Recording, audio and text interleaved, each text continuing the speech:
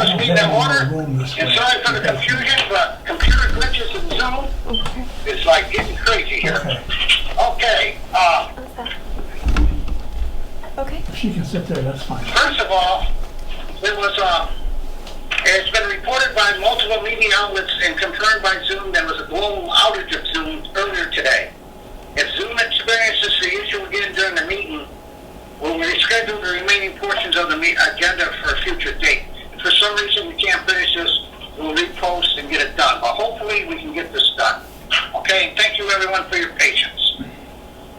Pursuant to Governor Baker's March 12, 2020 order suspending certain provisions of the open meeting law, General Law 30A and 20, and the Governor's March 15, 2020 order imposing strict limitation on the number of people that may gather in one place, this meeting of the Selectboard will be conducted via remote participation. For this meeting, members of the public who wish to watch the open session portion of the meeting may do so by viewing on Dalton Community TV on channel 1301 or via the Zoom link attached on the agenda. No in-person attendance of members of the public will be permitted, but every effort will be made to ensure the public can adequately access open session portion of the proceedings in real time via technological means. In the event that we are unable to do so, despite our best efforts, we will post on the town's website an audio or video recording, transcript, or other comprehensive record of the proceeding as soon as possible after the meeting. What she's done. Okay, this meeting is called to order, and all those who are able, please stand for the pledge. And Mr. Boyle, would you lead us in the pledge? Sure. That's good. I pledge allegiance to the flag of the United States of America, and to the republic which stands one nation, under God, indivisible, with justice and justice for all. Brittany, will you do the roll call, please? Yes, we have Joe Dibber, Here. Barbara Bishop, Here. Dan Esco, Here. John Boyle, Yes. and our interim town manager, Sandra Albano. Yes. I'm here also, Brittany. Yes, Mark Stroud. You didn't have a photo. I see you. Mark Okay. Stroud. First on the agenda is the minutes of April 9th, 2020. A motion to approve, please. Mr. Chairman, I move that we approve the minutes I've been waiting. Yeah, this just started. of April 9, 2020. I gotta go back home. Is there a second? Second.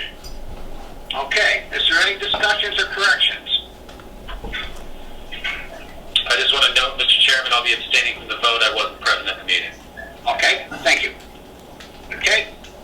Who was that? All right, roll call vote. John? Yes. Joe? Yes. Mark? Yes. And Bob, yes. Okay, this is the time to publicly address the board on any item listed on the meeting agenda or any issue or matter of the town. If you intend on addressing the board at this time, we ask you to do the following. Use our Zoom link on the agenda or dial 684-6111 extension 28. Please identify yourself by name, address, or the company/institution you represent. The public address to the board segment will last no longer than 30 minutes. Please make your comments concise and try not to repeat statements made by others. Please address your comments to the board chair. Discussion or debate on any issue may not take place at this time. Questions on procedural matters may be answered by the chair or the designee. Please be cordial and respectful of others. If anyone wishes to be recognized when the board discusses an agenda item, please make the request at this time. This request may be granted by the board chair. Address comments to the board chair and be concise. Now, is there anyone out there who would like to speak to any one of the agenda items? Please raise your hand or whatever and speak up, and we'll try to get you out here. Hi, Paul. Richard Hull, 164 Green Ridge. Can I be recognized for 8 and 12? Okay, ready to make a note, Richard? Thank you. Okay. Anyone else? Vivian and Amy Delgado Okay. and Jaden Delgado and Emma Esco with regard to item it's on our agenda. Okay? Oh, I'm sorry. That's all right. That's the way we got it numbered. It's confusing. Okay? You got it. Thank you. Anyone else? Taylor Staubach, for number, 12. I mean, That's what you want, Taylor. Okay. You got it. Anyone else? Robert Mary, item number 7. Well, okay, Bob. Mr. Bishop, Cheryl is raising her hand, but she's on mute. Okay. sorry, Bob. Yeah, Cheryl Rose, 8 and 12 also. And I also wanted to say something before, like when we just have a chance to speak, but that comes after, I guess. Okay. Anyone else? Okay, Cheryl, do you want to speak before we get started? Yes, I just wanted to bring up something that may be related to 12 and what Taylor's going to say, but I didn't know that it specifically fits in that agenda item, so I just wanted to be proper about it and bring this up now. And that has to do with Open Space Committee, which we actually used to have an Open Space Committee. I know you know that, Bob. But I don't know what's happened to it. And having recently participated on the ad hoc Open Space Committee and realizing that we're updating an open space plan and that there's an open space portion in our master plan, but as far as I knew, no group of people or committee or work group or otherwise in place or even planned at this time to actually implement those plans or, really do something about it. I wanted to bring that up as something that I would like to see reformalized as an ongoing committee. It really seems like we have a lot of potential with our open space of various things that we should do or not do with the land, and whether it's just conserving it or actually doing something with it. I think that I would like to ask that the select board reinstitute or revitalize or something this permanent open space committee. So. Okay, let me do some checking and I'll get back to you on that and see where that is, all right? Is that agreeable? Yeah, of course. Okay. Thanks. You're welcome. Okay, we're going to item 6, a request for a skateboard park. All right, we do have people out there that want to speak to that, and I will let them go ahead and speak to it, if they still can hear me. Okay, you're on. Well, I wrote you a letter and I presented it to you regarding considering building a skate park here in Dalton. They're a wonderful group of boys who enjoy skateboarding, and they often go to Pittsfield, North Adams, Stockbridge, many other places where they have skateboard parks. It's an incredible sport. It takes a lot of concentration, skill, strength. It builds a camaraderie. It's exercise, and very importantly, keeps them meaningfully engaged in a healthy and fun way. I have my grandson Jaden and his best friend Emma Esco, who are avid skateboarders, and they have a lot they'd like to say to you. Yeah, let them come on, please. Go ahead, boys.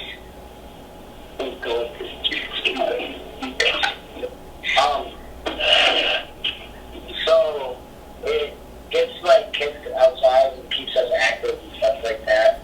And like Jaden's grandma said, it takes a lot of skill and timing. It's pretty hard. There's a lot of us who skate, probably 12, 15, some kids who bike and scooter. But it would just be good to keep us off the screens and stuff. And there'd also be more people coming from other towns to visit the park too. Okay. Let me ask you a question, guys. How big is one of these skateboard parks? Do you know approximately the size of one? Well, the one in Pittsfield is size of tennis courts. I don't really know how. 2 tennis courts. Yeah, it is what it was built on. So, Okay. okay. 2 free basketball courts. The one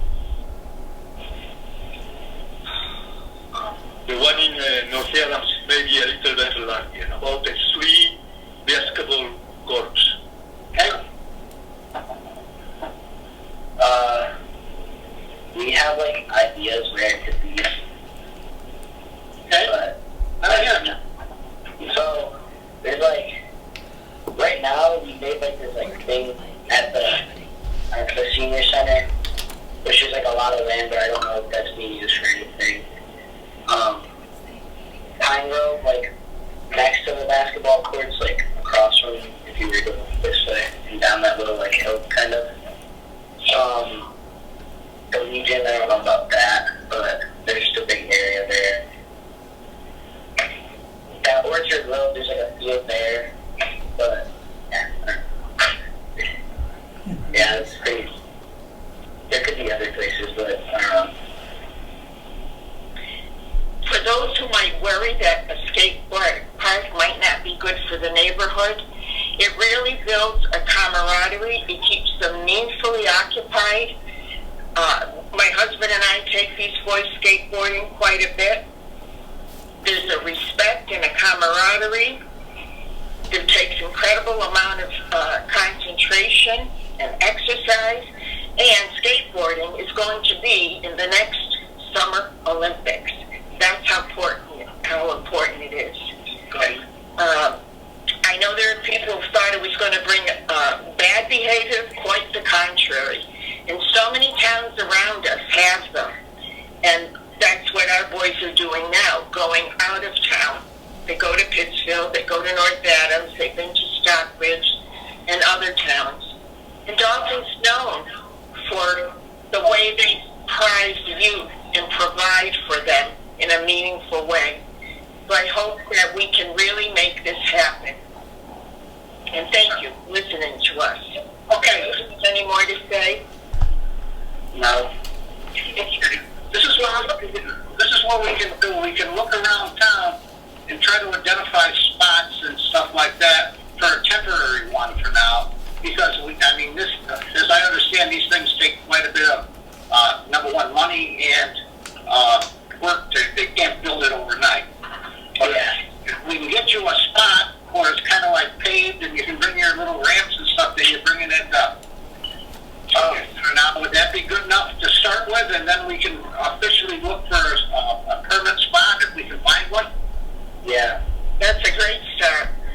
And I'm not beyond seeking out the interest or help of companies such as Patricia or Maximilian, who might want to do these boys a helping hand. Yeah. Mr. Chairman, Okay. Anybody on the board would like to reply to this? Go ahead, Joe. if I may, or was Go ahead, John. Yep, go ahead. Hey, I hate to say this, but I'm not trying to be a wet blanket, but I've been down this road before. About 15 to 20 years ago, there was a major drive for skateboard park, monies were raised, and they just never could find the appropriate location. But, beside the point, I support a skateboard, but I also realize the things that are involved in it that maybe you haven't thought of. And what I would suggest, Mr. Chairman, is what you said, look around for some vacant property, but also possibly refer this letter to the CRA and get their input. I mean, they are in the recreation business, and we do lease their services to provide recreation for the townspeople. I'm sure Dustin Belcher would have, several comments and point us in the right direction. That would be my suggestion for now. Okay. Good one. There's a large group of children who do skateboard in Dalton and go to all these other parks. I think you'd be surprised at how many, and girls, who would support it. And I'd like to think that since 20 years ago, perhaps we've more open and advanced to making it happen. That's a good point. I'm very good at making things happen.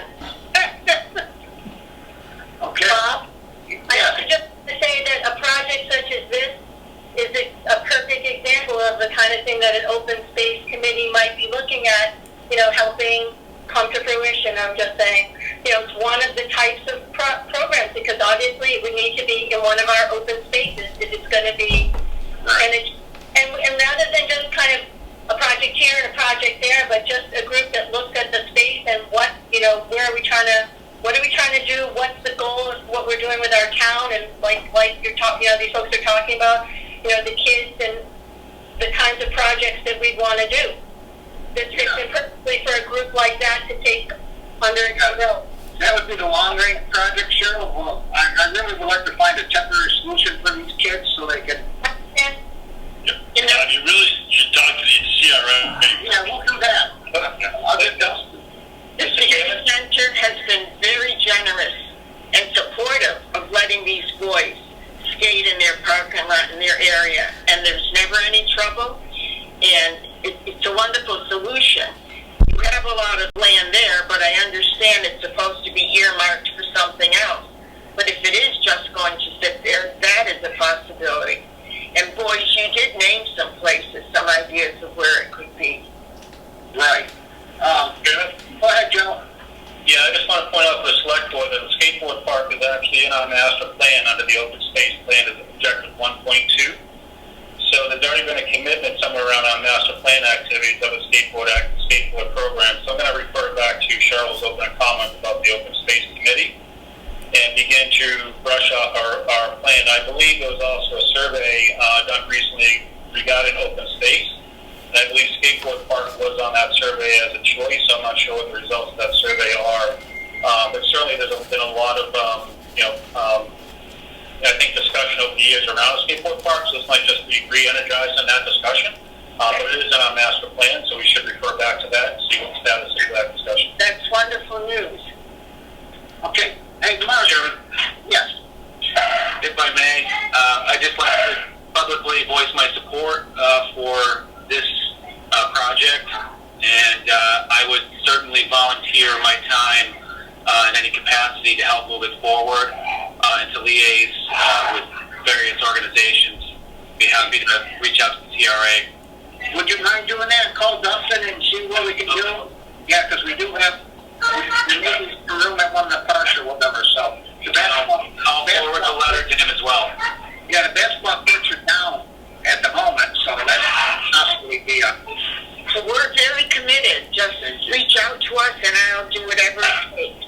I'll reach out to you as well. I have your phone number on the letter. Thank you. Okay, are we all good? If I could real quick. Hey, John, go ahead. So, not too long ago, former select board member had formed a committee for the skate park, and I believe it wasn't too long ago this committee was dissolved, or that the select board voted to dissolve it after no action for a long time. Maybe you could go back to the minutes and see what happened with that and what the ideas were. And I believe it was all positive. It was just a matter of finding a spot and seeing what they could do. But there was a lot of good information out there for the skate park committee, and they spent a lot of time on it. So if you looked back or get somebody to look back into those minutes, I think you'll find some good information that would help. That's great. That's wonderful. Dan, would you check with Judy Wagner and see if she can find the minutes for that committee? I'll send her an email, yes. Okay. Tom Sapani was the chairman. That's right, too. Yep. I really appreciate how open you are to this. That's very exciting. Well, We're not going to let it die.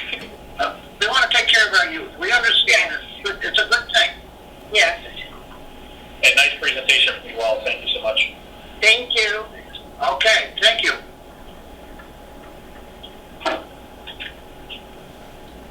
Okay, item 7. Bob Mary, about the Dalton Beautification Committee. Bob, you still on? Yes, I'm still here. Hopefully everybody can hear me. I'm co-chair of the Beautification Committee along with Anne Marie Cicchetti. And Anne Marie's been around for a long time doing this. She started the commission, or started on the commission back in 2001. So we've been doing this about 19 years. And one of our thoughts, we always have trouble finding volunteers and finding help. Most of the commission right now is over age 70 and into their 80s is the majority of the commission. And one of our thoughts was, being in this day of electronics and Facebook and those sorts of things, we'd like to develop a Facebook page for the Dalton Beautification Commission. Now, that page would basically show the gardens and what we do and how we do it and take pictures along the way. So the public would know what's going on. They would also reflect upon the town of Dalton, seeing what we're doing. And I think we did last year about 250 or more volunteer hours in doing this sort of thing. But the other thing that would happen with this Facebook page is it would get to more people. And hopefully people would have some interest and maybe decide that they would like to help and come volunteer. Wouldn't necessarily have to be on the commission to start with, but get some younger people in there. Maybe some young people in their 60s or 50s, and hopefully make sure that the commission goes on after us old folks kind of end up having to bow out for health and other reasons. So when I called the administrative offices and spoke to the administrative assistant, she suggested I contact you, Bob, and to see how we would go about doing this.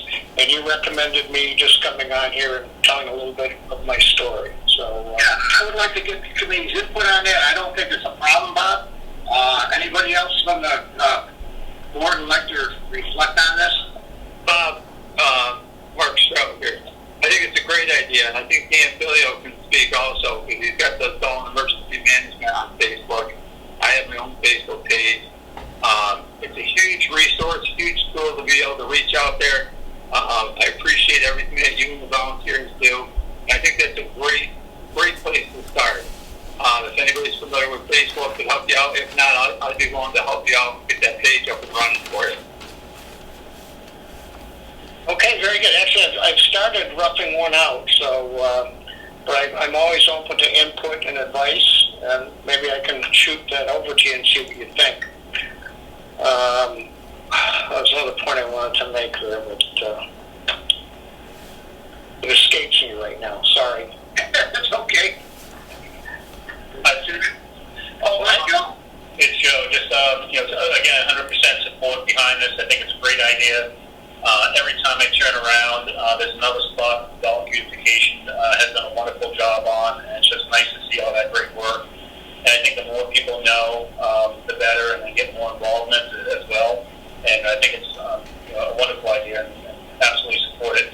I do want to just kind of state, I think Mark and I, we need to get together and talk about a social media more broader policy, but I don't think it really refers to the Dalton Beautification group, but much more departmental policies. If like the police department wants a page or anything else wants a page, I think we need to be a little bit more cautious around that. But I think the Beautification Committee, absolutely, 110%. Okay. Anyone else? Okay, yeah, great. That was the thing that I was thinking. I kind of fell through my thinking was: is there a town policy, or should there be a town policy for these types of Facebook pages? It sounds like there isn't at this point. Yeah, there isn't at this point, but it should be. But I don't think the Beautification Committee would have a risk. Some of the other departments may have a risk as far as response time and things of that nature, and what should or should not be posted, policies and guidelines. But I think the Beautification Committee, as far as talking about the projects, encouraging community members to participate, and I think that's all great work. I think the risk is very minimal on any issues coming up. I'll defer to the rest of the board for additional comments for sure. Okay. Anyone else? Should we do this in a formal motion or just a consensus? Sure, we can do a motion, Bob, just for the record. I'd just like to have it on record, to be honest with you, Joe. Yep.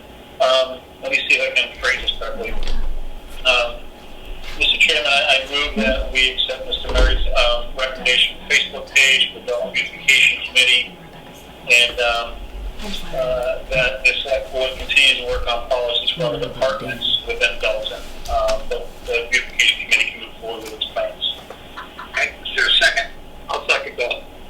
Okay, a motion's been made and seconded. Is there any further discussion? Okay, roll call vote. John? Yes.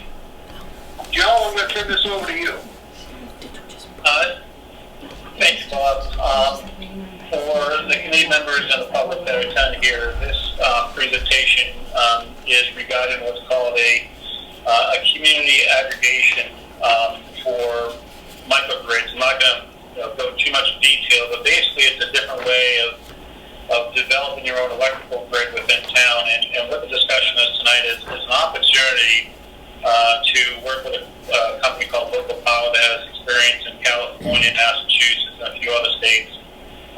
That they presented to the Dalton Green Committee the opportunity of applying for grants that will then fund the exploration.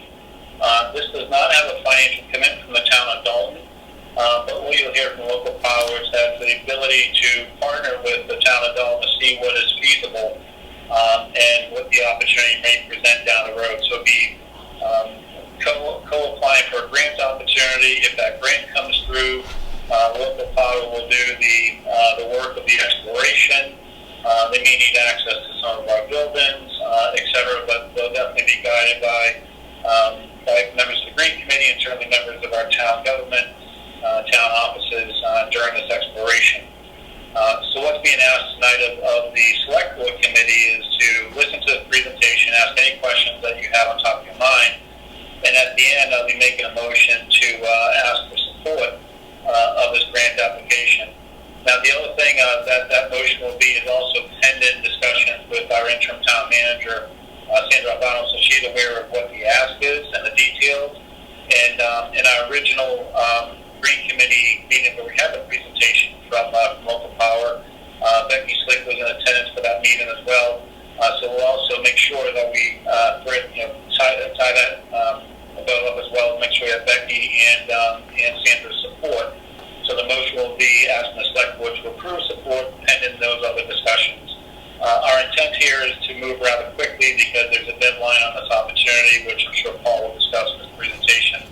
And you all should have received an executive summary. Again, thank you, David and Richard, for putting that together. I think it was pretty well done in layman's terms. But certainly this is also time for the board to ask any questions. I have done a lot of research on this after initially being asked to sit through the presentation with the Green Committee, and it's pretty interesting. Is it the right thing for Dalton long term? That's what the exploration will tell us. So again, there's no financial commitment, no commitment to putting a microgrid. It's basically an exploration grant of what potentially is feasible for the town of Dalton and what that value would be down the road. David or Richard or Cheryl, anything else to add? Did I miss anything or misstate anything in that intro? I think you pretty much covered it. It's an opportunity to kind of look forward into what the current technologies are with a bunch of competent people and commercial vendors, Dalton budget, actually can do this on a state grant, independent of any kind of financial commitment, long-term or short-term. It's exciting for the Green Committee. And it's a chance for us to move forward. We've kind of hit run up against the wall with some of the green grant opportunities and the conditions they require for town hall and the senior center to make any progress or greening our communities. We kind of accelerate those missions that we kind of committed to as a Green Committee. So I'll turn it over to Paul, I guess. Great. Paul, if you have some slides to show, I think you could be able to show your slides if you have a presentation, and then for any Select Board member, I think the best way is just unmute yourself and interrupt the presentation as we go. So we may not see hands raised or anything else as he shows the slides through the Zoom. Thank you, Joe. I think I have sharing disabled still. If the host could enable screen sharing, I can activate that PowerPoint. Brittany, are you familiar how to enable that screen sharing? But I think you go Is to it participants. Whiteboard? Is it iPhone? I think it's you go to the participants button where you see 19, and then you click on my name. You'll see mute, and then more. Go to more. I think it says make host or something. I clicked share screen. Okay, let me try it again here. This still won't let me do it. and I'm looking for. Rebecca's texting me. Share screen, yes. And then I'm looking. You might have to make. Maybe you have to make me the host. Is it PowerPoint and virtual background? Is it something like? Yeah, it's a PowerPoint on the computer, so. I'll click share and see how that goes. Yeah. Name is required. Yeah, it just says disabled attendee screen sharing. So if you make me the host. If you can make Paul the host, I think that would follow. Just make the host and it'll be back to you when you're done. Hey, Brittany? Yeah. It's Joe. If you go down to participants, go down to the bottom header, you see participants 19. Yes. Click on participant. Yes. And when we do that, you should see Paul's name. I'm trying to look at it now. Sure. Make him the host. I got it. Yep. Okay. Okay, here we go. That works. Yeah. And just at the end of the presentation, Paul, just need to return the host back to Brittany so you don't hang up and delete the session. Take over your. Yeah. Thank you. Hey, Joe. Okay, can you see me here? Yep, I see it. Paul, that's great. All right, great. So the presentation, energy transformation, Dalton. This is an opportunity to sort of turn the town hall heating system retrofit effort into an opportunity based upon some state funding that's come open that is looking for innovation, particularly in making community meeting places, buildings, so-called hubs, more resilient in grid energy failures, and also the decarbonization of buildings through what are called microgrids. So I'll get into what microgrids are, but they're a really important innovation in the space of greening buildings and making communities more resilient as the weather changes and the grid becomes less resilient in general. So my background, I'm from Local Power. We're based in Williamsburg, actually Haydenville, a village of Williamsburg, not too far from you, just outside of Northampton.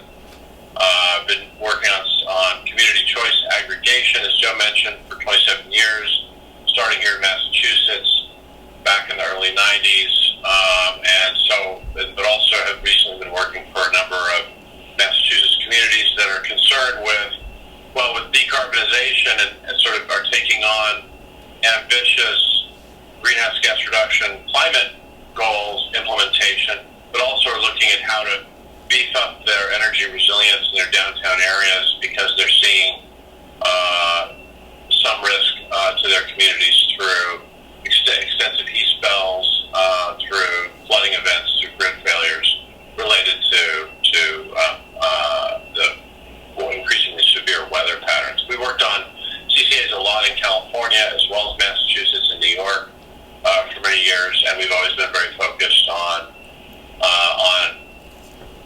the energy localization, particular side of it, in order to deliver decarbonization and other local community benefits like local job creation, local economic development, local resilience, ways for communities to really squeeze some new advantages out of their control over energy that comes from community choice. Community choice is a policy that's been law in Massachusetts for many years, and you have a community choice program in Dalton. Municipal aggregation is another term you use for it. It's very popular in Massachusetts. It's spread around the country to 1,500 cities, 30 million consumers are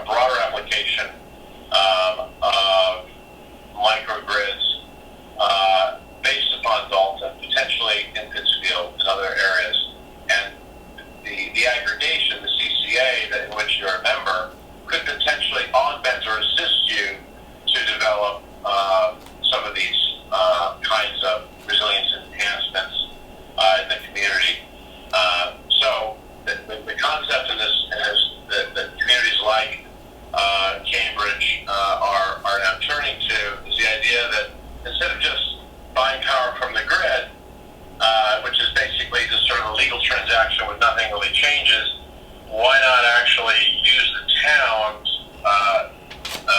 existing resources, and that's to do with, like a water bill or a curbside recycling bill, to drive more engagement of the community in some of these technologies that are not available to most people. Most people who are who maybe don't own a building with a new roof and south facing. That's the majority of people. Maybe people who don't have the credit rating to qualify for solar on their roof, to deliver some of the benefits of the aggregation beyond just getting a monthly discount on their bill, through a partnership that uses more local resources and gets the towns themselves involved in energy. That links to resilience, because the desire to have a town hall stay on when the grid goes down and all the other buildings are shut off, to have that's what are called resiliency hubs that stay on and stay on for protracted periods of time. So when you hear the term advanced microgrid, that's what that's really about. How do you create a system that stays on for a week, 2 weeks, or indefinitely under some conditions when the grid goes down, with some kind of basic functionality around communication systems, lighting, basic emergency functionality, apart from just using diesel generators. So this model, CCA 3.0, is focused on resiliency and then decarbonization, and it does it not by buying more green power, buying certificates, renewable energy certificates. Instead, it does it by reducing the amount of physical demand that a whole community has on the grid, and by localizing more of the resources, bring them into town. The solar, other resources I'll get into briefly, renewable resources that you could potentially bring into play in your aggregation. So you're not paying for it separately, but all those bills people pay every month instead can go into these new local assets. Those assets could be community owned, locally owned, to try to make it a little bit more palpable, the benefits more palpable to people, but also in the process to clean up the amounts of carbon they can generate. So the state has this grant. It's a $250,000 grant up to support innovative combinations of existing technologies. And so with strong potential for commercialization. So this is not research and development. These are not new piloted technologies that haven't been implemented before. These are all technologies that have been implemented before, but being combined in innovative ways to create that resilience that I was talking about.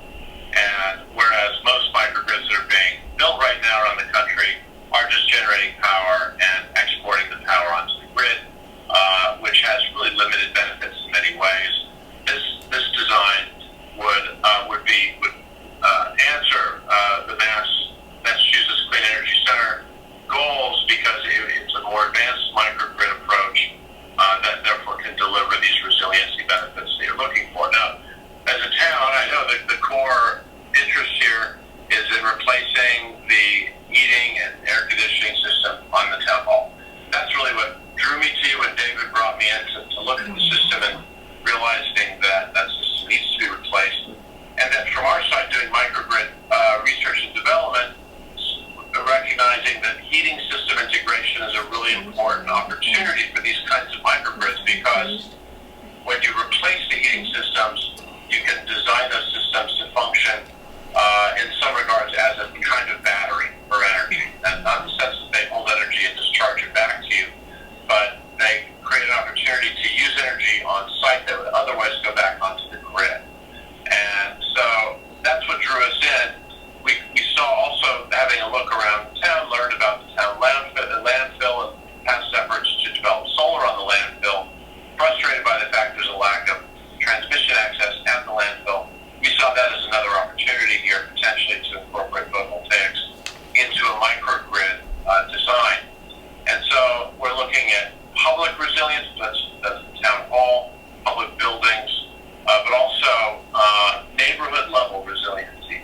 Is how do you potentially develop a microgrid at the neighborhood level? So again, if your grid goes down, you have somewhere to go with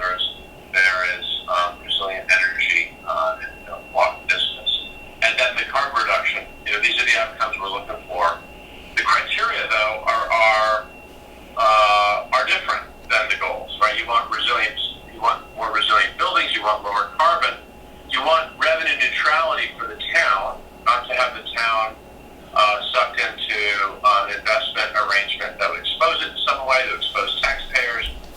You got to have revenue neutrality, and then you have to have the same or lower bill energy consumers, and you don't want to be raising your bills. And so this is the box that we're presenting to you, and that we would present to the CEC to say we want to design microgrids that would not raise the rates, that would maintain revenue neutrality for the town, while offering this greater resiliency, significantly greater resiliency than obviously than you have right now, which is basically none at the grid level, but also greater than you would get if you went and bought a Tesla wall or some kind of conventional solar plus storage technology that's on the market.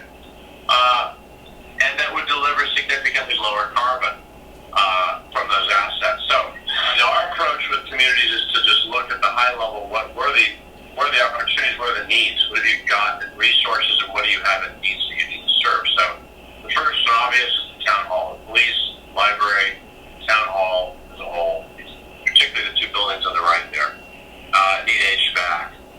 And these could be a microgrid because they're adjacent buildings, because they have intensive energy use in them, and there's surrounding property. There's room for things like, potentially a geothermal loop if you wanted that. We do think that probably would be a good choice. We've been looking at your buildings, the land around these buildings in particular, to evaluate technology options just initially.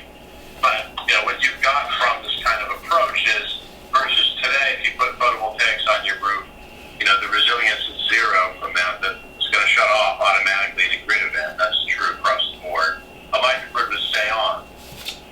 In terms of carbon, you've got current photovoltaic systems that go in, have to export the power back on the grid. They have no impact on other causes of carbon in the community, such as heating systems, hot water systems, and automobiles. And the microgrids that we have in mind will be offsetting heating, hot water, and the automobile emissions. And then you have a much greater carbon reduction. And in terms of the economics, a traditional photovoltaic array just saves you money from electricity use. This will avoid electricity, heating fuels, and some transportation fuels. The approach is to focus microgrids on areas that have high energy intensivity. In other words, there's lots of energy use. When I say energy, I mean building energy, so-called plug loads, but also heating loads and hot water and air conditioning loads, and then transportation intensity. And so that means focusing on the downtown areas, the multi-use building blocks. We have commercial, residential that are adjacent to each other. You have daytime energy use, nighttime energy use, weekend, weekday. These sort of confluences of energy usage patterns are the places that you target for these technologies because they're more cost effective. They're used more, and the use is what pays back the investments and makes them cost effective, as opposed to putting power back onto the grid and under a tariff arrangement. So looking at the loads across the community, and this is just an initial high-level survey of Dalton, of obvious energy usage areas, concentrations, and clusters. We're looking at the resources that you have to play. And one obvious, looking at the town as an sort of energy organism, is your landfill. And because of the history of efforts to develop photovoltaics there, but also because it's a landfill. And so you could look at that landfill as 2 megawatts of photovoltaics, which it could become. And that 2 megawatts of photovoltaics could power buildings in your community, and not just be exported onto the grid to someone else, to some middleman somewhere else who gains benefits. So it could be that, or it could be a source of post-consumer waste hydrogen. And we would be interested in exploring this, the opportunity to provide additional resilience on microgrids in Dalton using locally sourced hydrogen. And we have a partner, and we've had some back and forth of the Green Committee about some of the details and around that would attend such a process, but it would be one of the ideas in play, looking at hydrogen as an opportunity to solve two crises, right? The climate, but also plastic, right? I mean, if you compare climate change to plastic, it's hard to tell which one is more astounding in terms of the seriousness of it, the atmosphere heating up or the ocean filling up with plastic. There's an opportunity here to solve recycling problems, but also to create resilience in a way at the community level that enables you to be a lot more renewable and makes you less dependent on large metal batteries. So this behind, but the model would work with or without the hydrogen. The hydrogen would work better. So we put it on the table because we think it's important, not because we insist that it be in play. But the concept here is a load-avoiding microgrid, and what makes it innovative is that it would be designed to subtract demand from the grid, not to export power back onto the grid. It would install these heating systems and other energy storage systems, such as hydrogen, as interoperable systems that would manage energy demand within buildings and would minimize the dependency of those buildings on the grid to supply energy to their appliances. They would have islanding capacity. That means if they stay on when the grid goes down, there's a high-speed switch that keeps the circuits supplied without rebooting computers or communication systems, so you get that security and resilience in the building. And these would be non-exporting systems. The importance there that all systems today are exporting systems. When you get solar on your roof, it doesn't actually provide you with power. It provides the grid with power.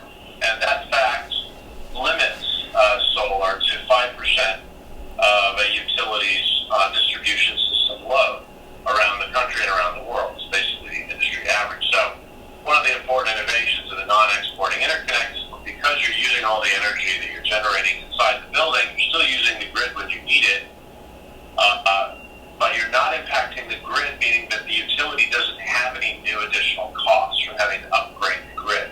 And so it has the potential to open up the grid to much more widespread use of microgrids that don't disrupt the grid, don't cause shift costs onto other customers. So here are the parts, just looking at what we're talking about. You've got a lot of parts here, right? You've got, on the outside, you're in a CCA, that's a billing entity. It can submit bills, and it can, to the extent that customers like the town decide to participate in the microgrid, they sign up for a charge on their CCA bill. There's a control system and a database that manages the appliances on that system. But the system consists of a microgrid of a renewable energy source, photovoltaics being number one, but also potentially other sources that can be brought into play. Heat pumps, which replace heating systems, whether geothermal or air source heat pumps are electric and provide a flexible storage medium for the microgrid. And then you have stationary batteries, stationary storage, which include batteries and or hydrogen. We have partners for both, so we can deploy either. And then electric vehicles, these would be initially fleet vehicles, truck, a bus. We would like to try to develop this element of the microgrid because it's very cost effective and very innovative. The ability to use fleet vehicles as flexible storage on public buildings is quite an important opportunity because you kill two birds with one stone. You're able to buy a battery without paying for it. If you see what I mean, that you're buying these fleets anyway, and they happen to be batteries that can function as batteries on microgrids, as opposed to buying a dedicated battery that sits in the basement for 10 years. It's a much more cost-effective application of batteries. And so if you look at the model at a high level, you're looking at integrating all these different, it's currently separate energy uses into one system. So your vehicles, car, gasoline, and diesel change to electric vehicle with a bidirectional charging system that's controlled by the consumer, whether you are charging the car or the car is powering your building. The building's power source is renewably provided on site. The heater, the gas and heater systems are becoming heat sink through the use of electric heat pumps. The hot water, same, the change from an oil and gas based system to a heat sink for the microgrid. Landfill waste, which is currently continues to go to the ocean ostensibly, is converted to local renewable hydrogen to harden the resilience of the microgrid. And the grid and the pipeline are largely replaced by information technology and communication systems. So where you to go with the hydrogen angle, the appeal of it is that on a daily function, it's a power source, so you have maybe 10% to 30% of the whole microgrid powered on hydrogen. And it would supplement the other batteries on the system, so you could have a medium-sized photovoltaic array with a lot more storage and more flexible storage than a normal microgrid would have. But in emergencies, the hydrogen would go from a daily function to an emergency function, and essentially it would be a post-backup system where, the worst-case scenario in a grid failure where there's really overcast weather, so the grid goes down, the microgrid stays on, but the battery slowly depletes because you have 7 days of overcast skies. Well, in this case, you have a refill of your hydrogen tank on a daily basis, so to keep that building going on a minimum functionality, even in worst-case scenario situation. That's a part of the innovation that the system would bring that's meaningful to municipalities. So just looking at it, sort of the toy model from the building, you've got control systems that are managing the air conditioning, managing appliances, those loads in relation to available storage and conditions, and then you've got heat integrated with different kinds of battery from vehicles, stationary batteries, and hot water systems. And those together enable a much lower carbon, much more resilient microgrid. So we're also looking at Dalton as part of the idea is to have the town hall project be a demonstration of this peculiar configuration of technology, but also as to the town as a platform to reach into the community for residents and businesses that are interested in more resilient energy that would like to participate, as well as the aggregation, the neighboring towns, to try to grow this beyond just the town hall project. Part of our interest is, again, the CCA that has maybe other goals, greater goals in the community that might be an opportunity to engage residential buildings and commercial buildings in microgrid opportunities. So one that came up that David mentioned was the Dalton Council on Aging. And so just on a quick survey, we looked around, multi-use commercial residential buildings are also suitable and for microgrids, again, because they combine energy demand patterns and create that energy intensivity that makes them cost effective. And otherwise it's downtown microgrid, just looking at properties that fit a certain pattern where microgrids are allowed to be installed, mostly both based on rights of way and ownership. But again, a place for people to go when the grid goes down, where they can stay warm and have communication and so on. So as far as we're looking for today, it's a letter of partnership, so we can submit the application to the SCPC. And that wraps me up. I'll hand you back the end the share. Wait, that's wrong. I'll hand you back the host. If I'm not mistaken, is it going back to the town of Dalton? Yes. Who do I hand it back to? Yes, Yeah, town of Dalton. That's right, Dalton. Okay. Make host. It is all yours. And Paul, if you could submit the copy of that presentation so we can have it for the record, that would be very helpful as well. I will do that, Joe. Any questions from Selectboard members? Yeah, this hydrogen, is it hydrogen batteries, or is it stored in, this hydrogen stored in a tank, or? Yeah. This would be hydrogen in a tank, comparable to a propane tank, but heavier duty, thicker metal, thicker plumbing. Is there a danger of this thing exploding, or? It's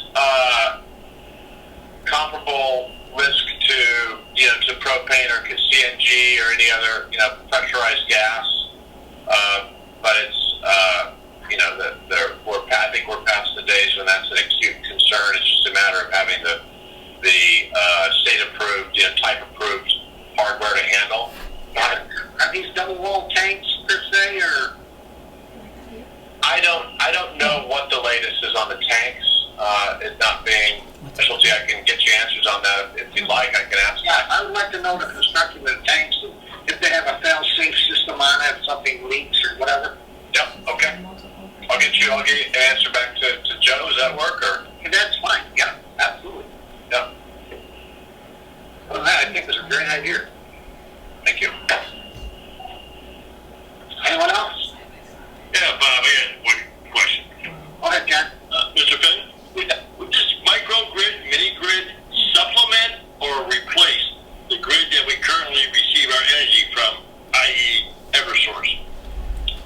It's a very important question. It would supplement, so that the old grid would be unchanged, and these micros are really the equivalent of an extension cord from neighbor to neighbor, right? But they are state-sanctioned extension cords with established protocols and specifications around safety and equipment. So those extension cords make it possible for neighboring buildings to share the same solar array, right? And so the only grid that really exists is behind the buildings, right? It's behind the meter. It's not interfering with the Eversource grid. And in this case, it's deliberately avoiding having any impact on the Eversource grid because it's not exporting onto that grid and it's not asking them to interconnect and take power generation onto their grid, which is what would cost them money and require some ratepayers to take up the payment of those expenses. So it's, in that sense, it's uniquely not impacting the Eversource grid, no compared even to a conventional one. Quick follow-up question. You mentioned HVAC in the town hall prior to the installation of this microgrid system.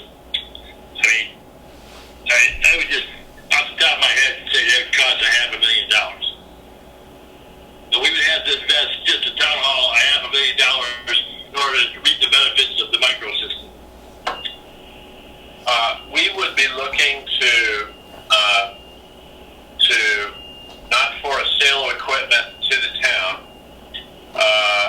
although that could be the way it's done. So we would, part of the project here is to figure out some of the complexities around doing this, right? And the idea of the grant is to support innovation in this area. And the peculiar innovation is to put in the new heating systems so that they work as a resource of the microgrid, right? And so we'd have to figure out what your preferences are around ownership of the system and money.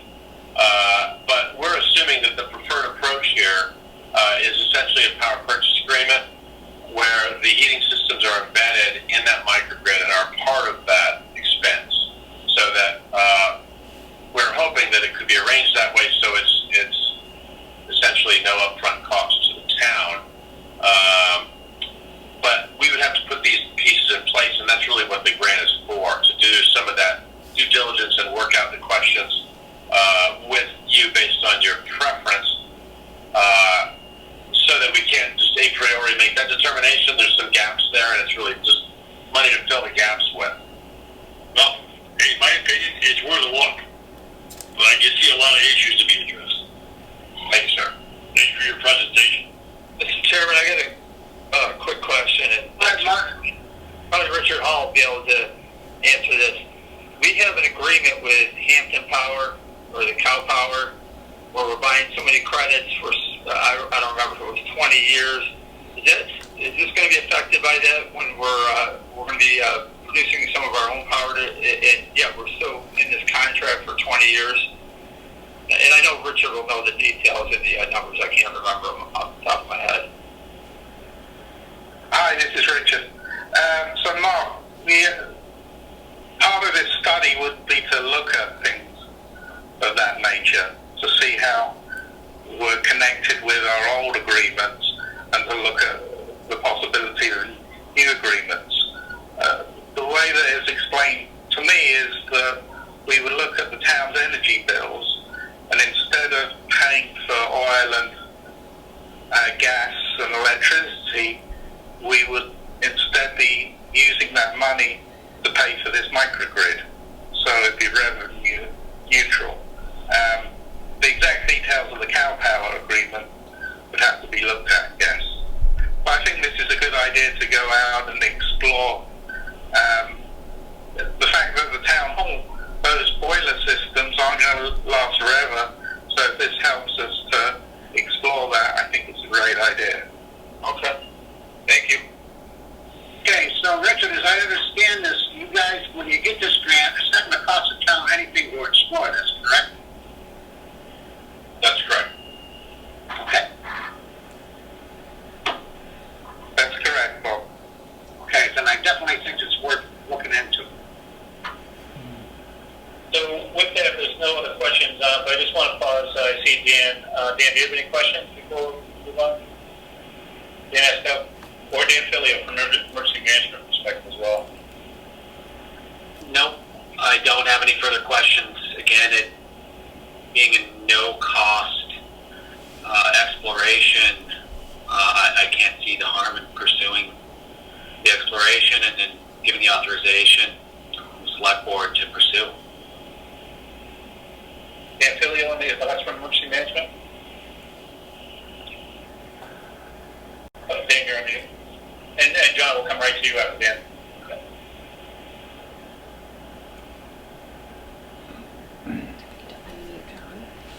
Still on mute, Dan. There you go. I don't have any questions. Thank you.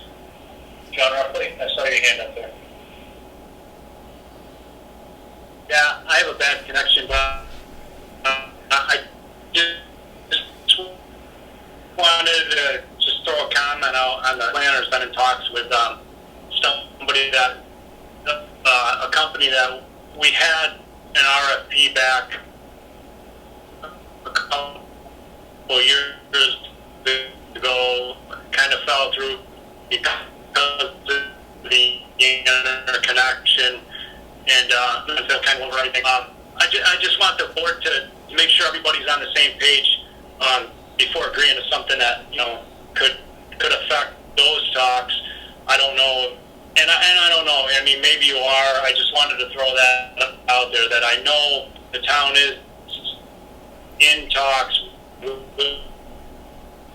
with another solar company, and as long as I'm in town, there's been solar companies in and out.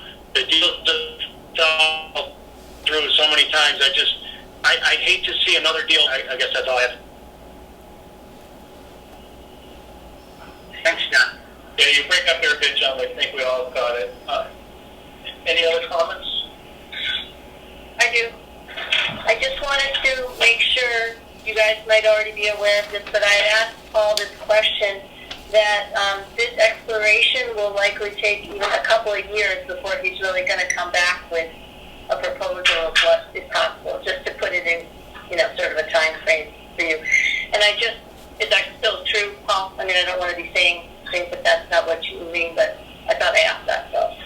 Yeah, we were hoping the first year would be the thought process and defining the project. Second year would be getting an execution, and obviously it would take time to develop facilities, but to try to get during the second year to get the decisions made. So like a year before you'd come back with a proposal? Well, yeah, we'd have to work it out with you, really. The proposal would have to do with all these iterative questions about how do you want to handle X, Y, Z. Try to spec that with a competitive offer, and that's when a decision point, we reach a decision point. Is this going to work or not? Thank you. And also I would just say, Bob, I just want to, by listening to John make these comments about the potential solar field, that the Green Dalton Committee knows nothing about this, and that's just putting a red flag up to me, like, where is the central clearing organization that knows all the possible things that are going on something like this, so we don't have the right hand doing something and the left hand not knowing it. That's just separate from this, but just hearing that, wow. I mean, I'm surprised. That's all. John, could you send me that information and I'll pass it on? Me? Yeah, John, roughly? Yeah, well, I think the town planner can send it to you. And then, again, like I said, this is just what I think the green community is an advisory committee to the town, and I don't think they need to be subject to every little thing going on until there's, until it's brought forward. But yeah, I'll email the town planner now and make sure she gets back to you with all the information. Okay, thanks. Yeah, so this is a great presentation, good discussion, and with that, Mr. Chairman, I'd like to make a motion that the Selectboard supports the mission of the grant, pending an approval by the interim town manager, Sandra Albano, who we need to catch up on this, but she's new in her role, and then also loop back with Becky so that we participate in the first round of conversation. But seeing that our next select board meeting is until middle of September, I want to get that approval from this board, and then as we have a discussion with Sandra and Becky, if there is any objection from either one or both, then we'll bring it back to the further conversation. But I think that there will be good alignment across the board because there is no risk development to get into this exploration grant and go through this discovery phase of local college. So with that, Mr. Chairman, I'd like to move on, make that motion. Is there a second? I do. Okay, thanks, Don. Okay, is there any further discussion? Motion's been made. Any further discussion? I'll just echo Joe's comments that the interim town manager and the town planner definitely need to be involved in this, and I think we need to, before we move forward officially, I think we should get their sign off. Absolutely. Okay, anyone else? Okay, roll call vote. John? Yes. Joe? Yes. Dan? Yes. Mark? Yes. Bob, yes. Thank you, everyone. It's a great presentation. And I'll take the ownership of coordinating the discussion with Sandra and also Becky over the next couple of days. Okay. Okay, thank you all very much. Thank you. Thank you. Thank you to the select board from the Green Committee. Thank you, David. Thanks, Paul. Okay, next on the agenda, we have Jane Smith with discuss some information on the hazardous collection information, and she's been working hard on this. I talked to her briefly today about it. I think she's got a really good plan here. So, Jane, I'll turn this over to you if you're still on there. I am still on. Thank you very much. So yes, I have been just trying to figure out, what's been done in the past, and one of the big holes that I saw was household hazardous waste. We did get some calls from residents that were looking for household hazardous waste, and last year, and I believe in years past, we've worked with Pittsfield to provide household hazardous waste disposal for our residents, which is really important, right? Because we don't want for our hazardous waste going into the stream, the waste stream, and so, the way that you can prevent that is by giving people a viable option. I don't know. And so, I kind of went through and looked at, Pittsfield has already said at this point that they don't have one planned for fiscal year 21, and but I felt that it would still be important to explore, still providing Alford residents with the opportunity to get rid of those household hazardous waste. So, kind of went back, and so there's a couple different options that I wanted to talk to the board about. One is we actually have enough in our budget to do our own household hazardous waste day.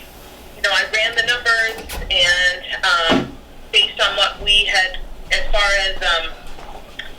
as far as like how many cars and how much waste that they had, But you gotta, we actually have enough money budgeted to host our own with the same, with the same levels. And there's no real reason to believe that we would get a lot more than that, but that is an option.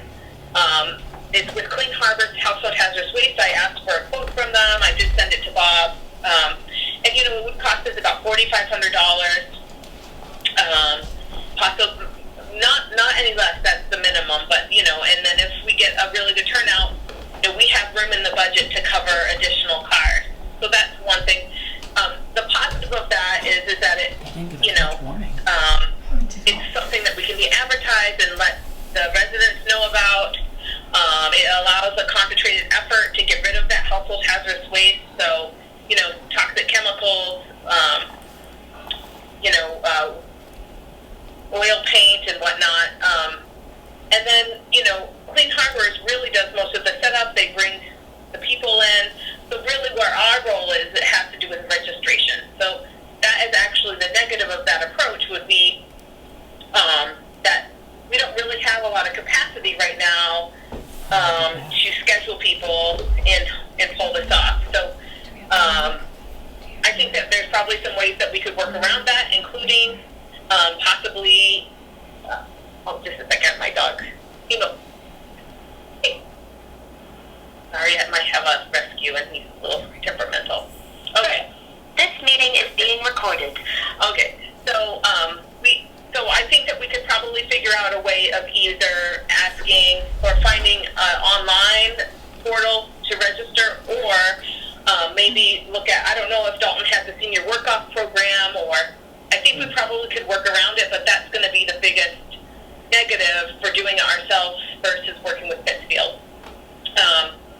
So that was one option. The other option is that there is, it's NEDT, I don't know what it stands for, Northeast something, and there's a, you know, people can go to this place and drop off their household hazardous waste anytime, and they can either pay for themselves or the town could look at subsidizing getting rid of waste. If people wanted to get rid of their waste right away, you know, they could go there and either pay for it all themselves, pay for half of it, or the town would pay for it.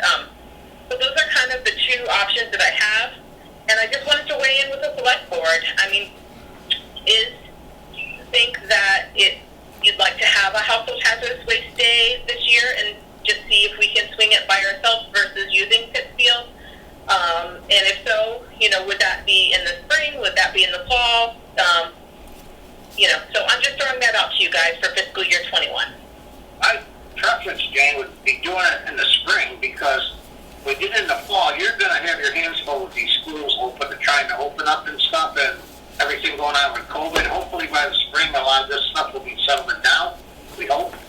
But I kind of think we should try it ourselves, to be honest with you, because I understand when the Pittsfield did it, a lot of Dalton residents got turned away because it was already full. I'm not sure if that's correct or not, but that's what I heard. That is true.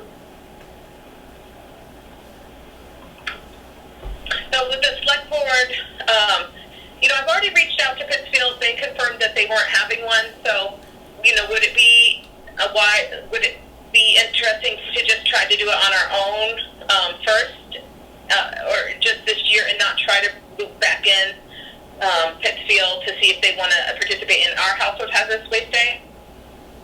Is there a chance that we could maybe partner up with like the hill towns, with maybe Hinsdale, Washington, and them, and maybe try and do something like that? Well, no, that's actually a possibility. We have really good relationships with the surrounding towns, so that's something we can definitely look into. I know that there's some consortiums. I think there's like a Hilltown Solid Waste District that does some of this stuff. But I'll tell you, I was on their website, and most of them were further away than Dalton, so they might be interested in doing it for sure. I love that idea, Mark, about the Hilltown as well. I think, especially with the school district and those complexities or opportunities, I should say. Yeah, they could probably share in the cost of it, I would assume. Well, so that brings up an interesting point, Bob, is Veronique from DEP, she's been great in getting everything up to speed, and she talked about, and I saw some emails back from January, where she was providing information about there actually ending up being a Northern Berkshire Solid Waste District with like a permanent location. And I think that one of the things that they ran into as a barrier was that, like a little town like Washington, for instance, I mean, we all know that in comparison to Dalton, Washington is just tiny, and so what seems like a low amount for us might seem like an awful lot for them. And so, I think that if we did cooperate, I think it would make sense to have them share some of the costs. I'm just not sure what their budget is. So if they didn't budget it already, that might be a barrier that we might want to consider. Okay. But I can definitely check. Okay. Anyone else? If I could just add to what Jane says, I picked up some information about the Northern Berkshire Waste District was having one of these hazardous waste days in Adams. It listed all the participating towns, and one of them was Lanesboro, and the other one was Hinsdale. So it's obvious that these towns, and Hinsdale being one of the bigger towns in the hill towns, is already involved in this Adams thing, or Northern Berkshire Waste District. So, I mean, that's going out there, and also it's up another bureaucracy, going talking to all these towns and telling them the benefits of joining this. I would think in the first year maybe we ought to just go it alone. And then if that goes well, think about it, inviting other towns to join us. Because it's going to be a lot of work for somebody, soliciting, making appointments for people to bring in their waste. Well, honestly, that's one area that if we did have a town that wanted to partner with us, I feel like, especially with COVID and not knowing what the workload is going to be for the health department, it could be that if a town had a senior work-off person who really was excited and to spearhead this and was willing to do the scheduling, that would certainly add a huge amount of value to the process. Well, I don't think we have any, but anyway, I could be talking on a turn, but last I knew we didn't have any. And Jane, this might be the beauty of that waste management committee I want to talk to you about tomorrow too. Catch you up on that, because I think you'll get some volunteers out of that group as well to assist in different programs, different initiatives. Okay, so what's go ahead. Certainly if we wanted to do it in the fall, we might be able to pull it off for just Dalton. If it's in the spring, we might be able to invite other towns to participate, but I agree with Mr. Boyle's comments that it might be too much work in the current context. So I'm in support of Dalton doing it, but I might be inclined to say go it alone the first time to see how it goes. I agree. We probably should try it our own, and I really suggest we do it in the spring because, like I said, Jane's going to be overwhelmed with this school opening, not opening, or whatnot. And exactly, Bob. She got other fish to fry. In the spring would be a good time. That's when people clean out their garages and stuff. Yeah. And John Boyle has been really helpful in just helping me. We were going to meet today, and I didn't end up getting a chance to get away from the office. But, it sounds like we have space up in the transfer station where the leaf drop-off is. So there's actually a couple of spaces in Dalton that we could probably use that would be suitable for this purpose. Okay. Okay, what's the board's flavor here, guys? I guess if we need a motion, I'll move that we would accept Jane's recommendation of a hazardous waste day in the spring, and then just share the details as they evolve. Okay, the Dalton only? Dalton only. Yeah. Okay.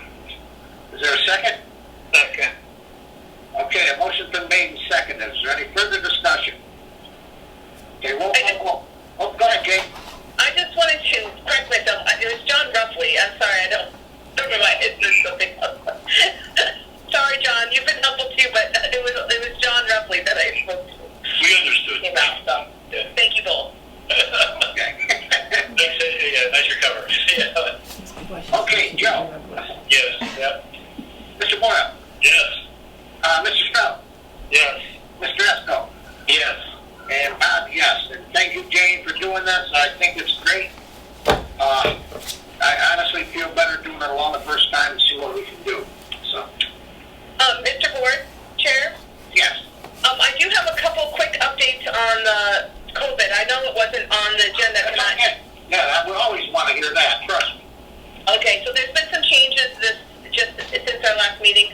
One is that the Commonwealth has required mandated mandatory flu shots for ages 6 months all the way through college. And so we're working with the schools right now to help, and reached out to all of the daycares.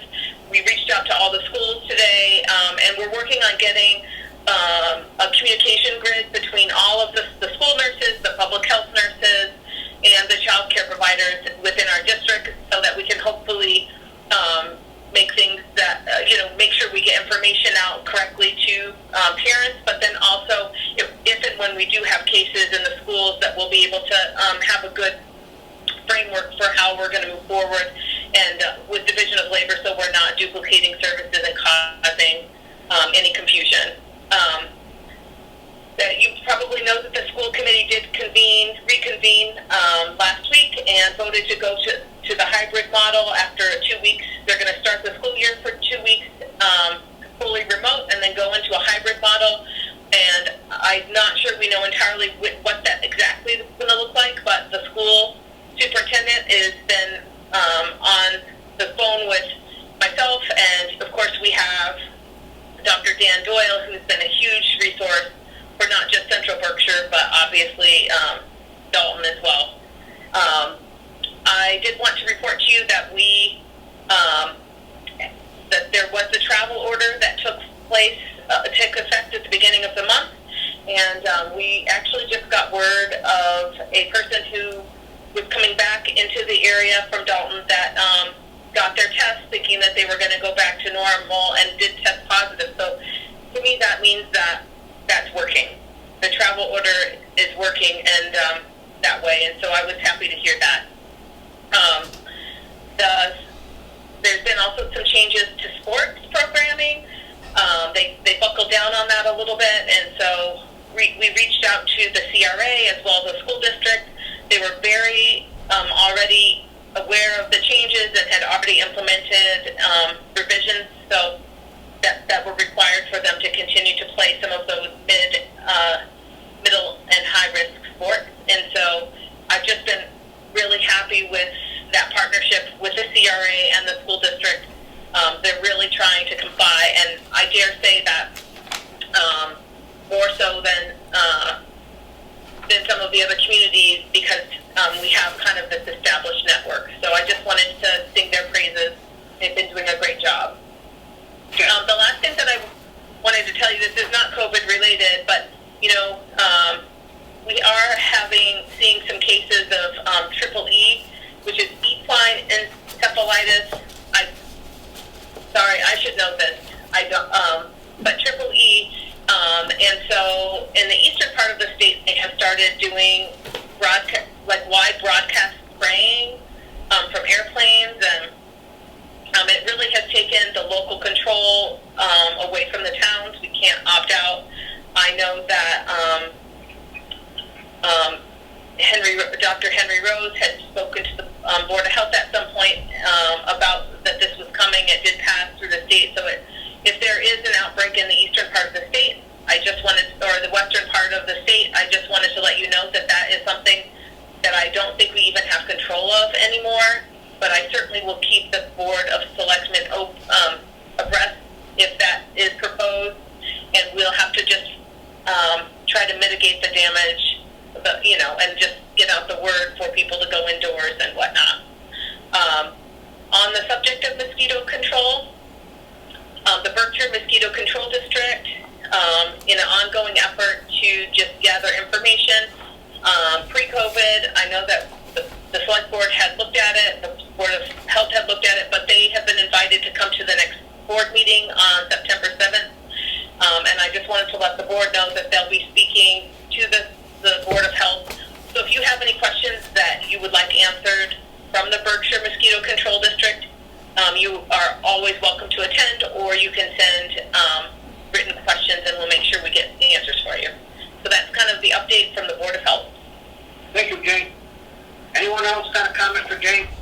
Yeah, just on that October 5th date, I think just as we communicate with the public, it's a date that kind of it's hard to go for the remote, but if our numbers go up, that date could move and we could be in a different plan. So I just want to thank Jane and Dr. Bullard again for all the support they've given to the school district and helping them inform those decisions.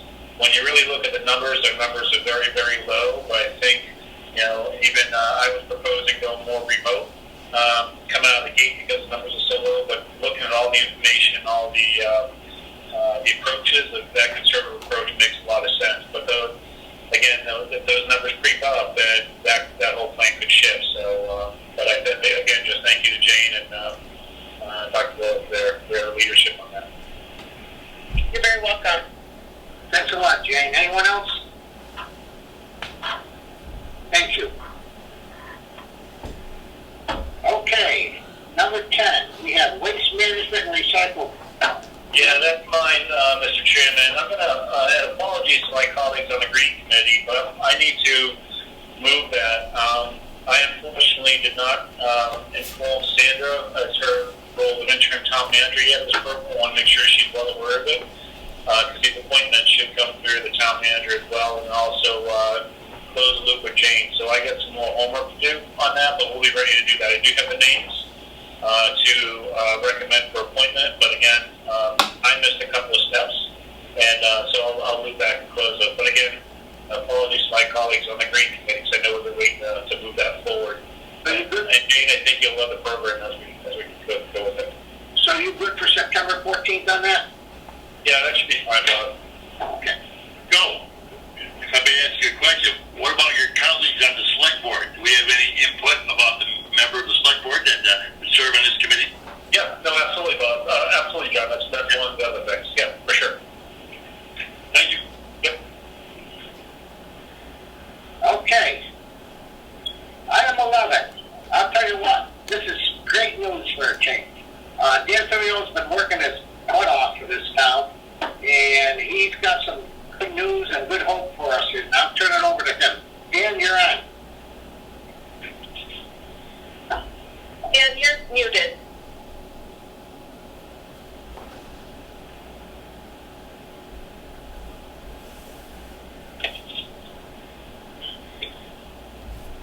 Hello.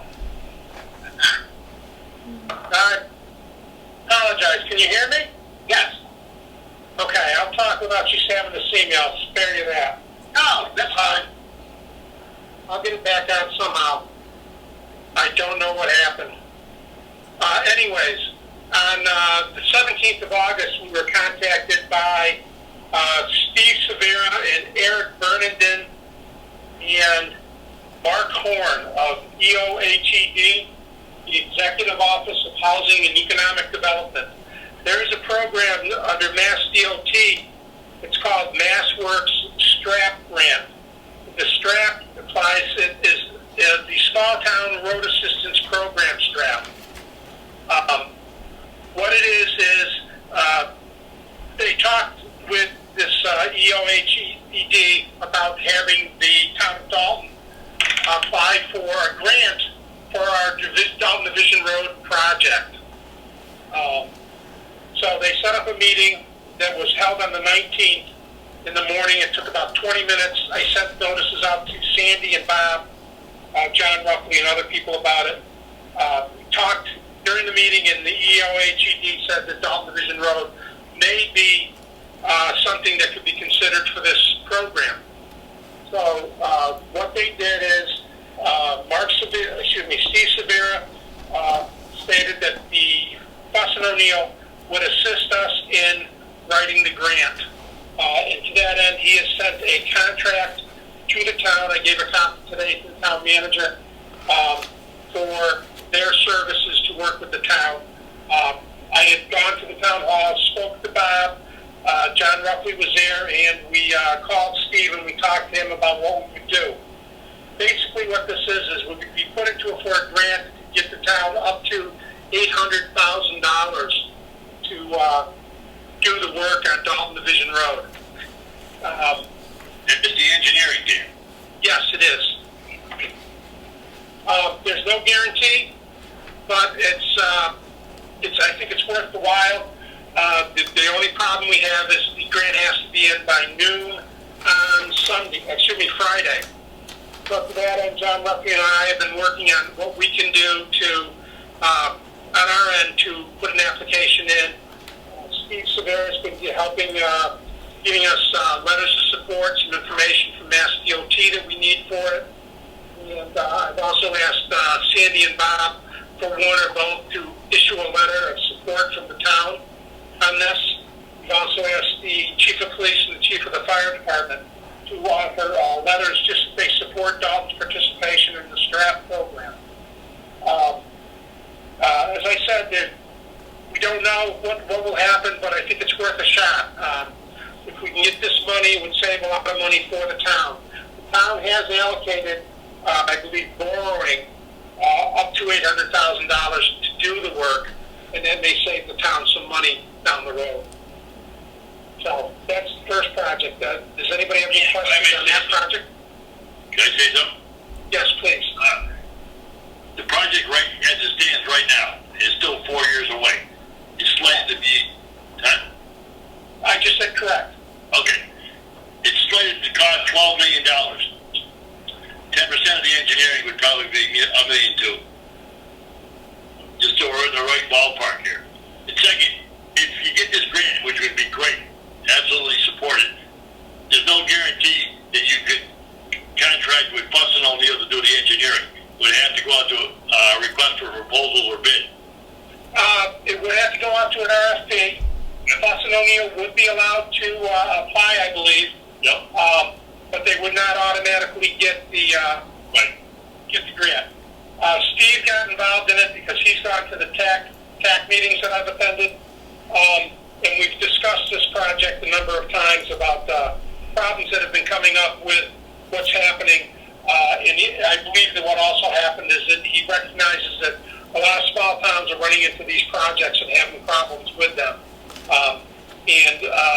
They just thought that this might be something that could benefit Dalton. When you compile on this list of people that support it, you should put my name in there as the MPO representative. Okay, yes, I will. That'd be great. I will make sure that's done. Yeah, you need a motion from us to get a letter of approval or a letter of support? That's up to the Selectboard chairman. In the past, if we haven't sent out something like this for a letter, either the town manager or the Selectboard chairman has issued it. I would like to get some support of the committee, so having a vote on it would not be a bad thing to do. Okay, I will entertain a motion for support. So moved. Okay. Okay, a motion's been made and seconded. Is there any further discussion? All right, roll call vote. John? Yes. Joe? Yes. Mark? Yes. Dan? Yes. Bob? Yes. We'll get this going for you. Thank you. I appreciate it. On to round two. While I was working on the STRAP program, I got a letter from the NEMA. From NEMA. The town of Dalton has been working on a project for Walker Brook for a number of years. We had put in a grant proposal a few years ago that we went to the finals, and we were rejected because we needed a specific type of study done. An H&H study, a hydrologic and hydraulic study of the area. So this past year, town manager Ken Walto, myself, Becky Slick put in for what they call an assistance grant from FEMA for this project. Project could go up to $200,000. We put in for $200,000, and we received the notice on Thursday afternoon that FEMA has accepted our application, and we've been awarded $150,000 to do the program. This study is to study the drainage system that's coming out of Walker Brook and to make a decision as to what is the best route to be taken by the town to correct the problem. For those of you aware, we've had severe problems with flooding in the area. Part of the problem, part of the solution for the problem, unfortunately, was the old school, which every time we had flooding would take 50,000 gallons of water in the cellar. We don't have that there anymore. We know that the piping system in the area is insufficient to hold the amount of water that comes out if we have a major event like we did during Irene, Wills, and a couple other storms. So this study will clarify for us what we can do, what's the best option for the area, and what we can go and move forward in. Now, the town will be required to come up with a 25% match, which would be $50,000. However, today I was talking with the people from the MVP program. As you may recall, the Dalton is a MVP community, and there's a chance that we could apply to MVP to get the money to help offset the town of Dalton's cost on that. We're allowed to do that because the MVP program is a state program, so any money from that we could use to as the share, the Dalton share of the project with FEMA. So we're working on this. We have a timetable we have to work on. It's a very good timetable. We don't have to have everything done until, I believe, 2021.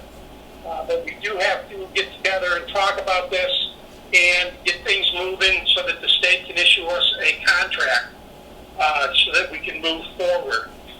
From that, once we have the contract, we can decide how we're best going to run the project, whether we're going to hire an agency to come in and do some preliminary work and set up the mapping program that we have to do for the area, and also hire a company to come in and do the hydraulic and hydraulic studies. To that end, I've talked to Becky and Sandy. It's got an email on it. Bob got an email, and John Ruffley about trying to set a meeting up in the next week or so that we can get that moving. We have till the end of September to get everything together for the contract with the state. Once we, as I said, get the contract, we can move forward with RFPs, the other things that we have to move forward with, so that we can get this project moving. Beautiful. Any questions? No, thank you. No, it's great work again, Dan. That's excellent. And one of the comments I have is, how best to communicate these wins, if you will, out to the community to make sure our residents know that we have great leadership going for grants and the activity that we have in front of us now. Leveraging Mark's Facebook page, but I think that just kind of goes to another thing for future agenda is communicating back out to our residents. Joe, every year we have a separate page in the town report that lists the total of all the grants the town has received, and it itemizes by department or activity involved. Yeah, I'm thinking much more ongoing than into the annual report, so we can discuss another future agenda. Okay, I'll put that on future agendas. Mr. Bishop, Yes, if I may mention one other thing. absolutely. This past Friday, John Ruffley and myself attended a Zoom meeting with Mass DOT and Steve Severa concerning the lights on Main Street. There was a couple issues that Mass had to have straightened out. They talked to Steve, who handled all the discussion because it was all engineering. They talked about what they needed to do to correct the problem. Steve is going to adjust the plans that we have. He's going to submit them to the Mass DOT again this week, at which point in time they'll review them, and they want to expedite getting the permits out for us so that we can get going on the work of this. Thanks for sticking with that, Dan. That's important. Dan, do you see it happening before winter? Yes. Okay, good. As soon as we get the permits, what the town's going to have have to do. And I believe Fuss and O'Neill will help with this. I think it's part of the contract. I'd have to review it to verify it, but I think that will help us get the RFPs together. Then once we have the RFP out, get everything moving. There's a date, October 9th, I believe is the date that the state, the grant that we have says we have to have things done by. But the belief is that there is some flexibility on that, in that as long as we've got the work going, they'd recognize the fact that there's things, unforeseen things that could come up that could delay what we're doing. And also they recognize the fact that we've been trying a long time to get the permits done. And through whatever reason, no fault of anyone's, we have just have not been able to get everything together with the plans and everything. So we believe that there is some flexibility on that, and I do believe we can get it done. The River Street is going to be fairly simple for putting up the signs and stuff. A little bit trickier over at the post office, and that was what they were addressing about putting some sort of bumper system around the pole so it doesn't get backed into. And there's some construction that will have to be done on Depot Street that they worked out exactly how that should be done, and that may take a little bit longer, but we're confident that we get the permits, we're going to be able to move forward expeditiously. Thank you. Greatly appreciate it. Okay, any other comments from Dan? Thank you, Dan. Thank you. Okay, item 12, Happy Land Community Cleanup Day. Taylor, are you on still? I'm here. Okay, you wrote a nice note to the board. Would you like to explain what you'd like to do? Yeah, can everyone hear me? Thank you, first of all, for including me in the agenda this evening. I appreciate it. I have a small family. I'm a resident of Dalton, and I often take my children up to Happy Land or the Pines or the Pits or whatever anybody would like to call it. And my 7-year-old son often tells me how unhappy he is that we see all the, bottles and cans and litter and stuff that's up there.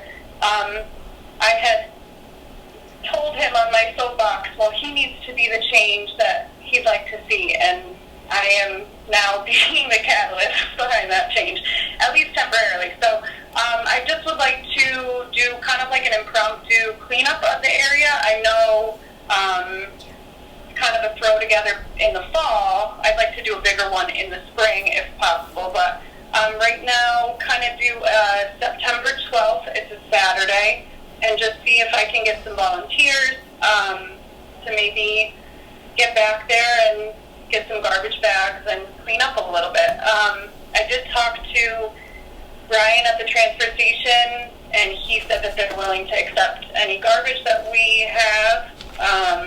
I spoke with Cheryl Rose from the Conservation Committee, and I am going to be on a meeting with them tomorrow, just in case there's any issues as far as making sure the conservation areas, like the wetlands and stuff, are protected. And also, I did reach out to LP Adams and Kelly's as far as maybe getting some donations in the form of, garbage bags and that kind of stuff. So, yeah. Okay, Taylor, we have Jane Smith, our health agent, on the line to address a few things, and I do believe John Ruffey's still on, so I think there's some help here. Yeah, that would be great. Hey, Jane, you want to start? Sure. Thank you, Bob. So, Taylor, thank you for spearheading this effort. It is a lot of work, and it's important. And it's good for the kids to see us taking care of our environment. So, Bob and I have been talking. Some of the things that when you do a cleanup like that are really simple. You have the grabbers or the sticks. But everyone, you can also expect to possibly come across things like needles or other types of things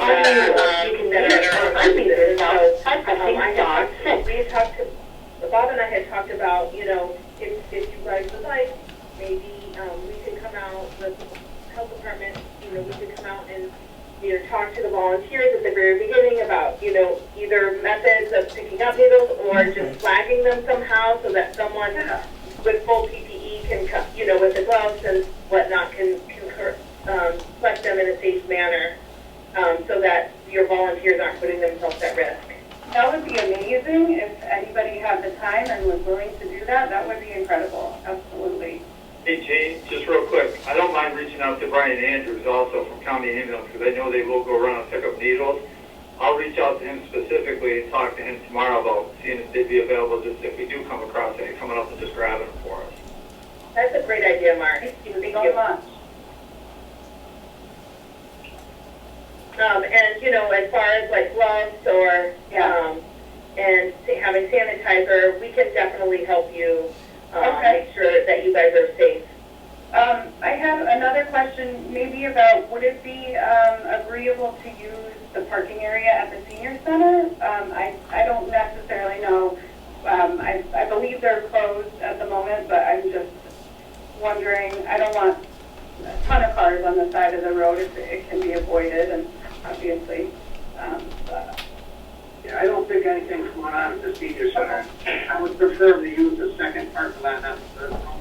Okay, we can mark that down and have that be on the poster so that that's understood for sure. Recognition. Okay, John, are you still on, John Ruffley? Yeah, I'm here. Go ahead. What was the date on that? Did you have a date set yet? So, tentatively Saturday, the 12th of September. We could also, I have a rain date set for the weekend after, which is the 19th. Just trying to fit it in. I know fall's kind of a tough time to do it, but maybe get one layer off. That sounds good to me, and I did tell Bob, and I'll talk more about it with James. We could probably put a dumpster down there, but again, I guess we'll have to worry about, disposing of hazardous things. Yeah.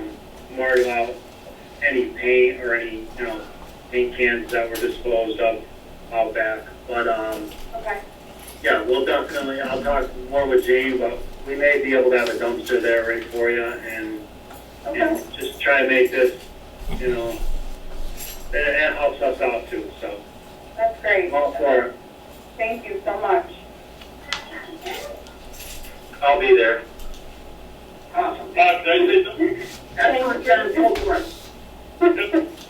I am fully supported community involvement in cleaning up things. Maybe I can get you up on the east of the Giant Street. That'd be great. There's trash all over both sides of the road. Right up to it. These kids need work to do right now. I know the area is being over there, what they call ambulance. I think they can retire that phrase. That'd be nice. Fine. Anyway. Okay. What about, it's got to say this before we go off here. That property over there, the town owns 40 acres. And if you walk in, it's to the right, it goes up the hill and back up Pleasant Street. Mm-hmm. Whereas the lower part, where the ponds are, where the kids congregate, where people party, that's all Patrica's land. Is it still? Okay. Yeah, still, yes. So I don't think we can grant you permission to go on somebody else's land. I mean, that's good to know. Yeah. And I don't know exactly how we work around that, but yeah, we want to check with Patrica and see if we can get permission to go in. Okay. I would also suggest that you get a decent map of the area drawn out that can delineate those boundaries as well as provide a resource to the folks who are volunteering. Dan, when we purchased that land, it was only a few years ago, the 40 acres, it's kind of a narrow strip. It goes from south to north, but it's clear maps, but it's unclear where the boundaries are on the property. I walk up there a lot, and there's no street in the ground or anything like that. It's basically, the town property is to the right and up the hill, like I said. But as far as mapping it out, I mean, staking it out so you know which side you're on. Is there a resource to where I could see like a view of kind of, is there a resource that the town has where that I can see maybe the lay of the land and kind of who Well, owns the what? assessor's office. Okay. Ask her. Yeah, It's online. it is? Yeah. I can tell you how to access maps online. Yeah. And I hate to add more work, but if you had that map, potentially going in and providing some guidance Yeah. on the site Mm-hmm. so that folks know which way to go and Oh, yeah, we definitely wouldn't want to just send people out there and say, good luck. Bring a garbage bag back. I mean, it does make it more tricky trying to keep people distant, but hopefully most of the people will have a little bit of a familiarity with the area, or we can make sure that happens. So. You can have them wear masks down. Yes, absolutely. Hand sanitizer, 6 feet, the whole nine. I want to thank you for doing it, because that's pretty neat to do. Absolutely. One thing real quick, Bob, if I may, I will get you Patrica's contact information. Okay. I think if you're in that wooded area, even if it's, not all town property, if you get permission from Perry Patrica, it would be great to get all the trash out of there. Yeah. Eventually it's gonna end up on our property, and, so I'll get you his information, and it'll help us out both ways, I think. Thank you so much. Yeah, you got a good point. Call Terry Patrica, but she should stress they're not going to go into the pit area, the gravel area. Yeah. I'm sure he doesn't want you wandering around over there with the heavy equipment and going down. But No, absolutely. East of the pond. Yeah. Question? Bob? Yes. Has the town ever, I know there are advantages and disadvantages to this, but has the town ever considered having a trash barrel at the exit there? Yeah, I mean, thanks for bringing that up. Yeah. That could be a double-edged sword, Cheryl. No, it could be, but it's something to try, I don't know. Tap, of course, I know people can stick stuff in it, but it's just giving the kids a place to put something so it doesn't end up just being thrown out back there, that's all. Yeah. Just maybe try. Yeah.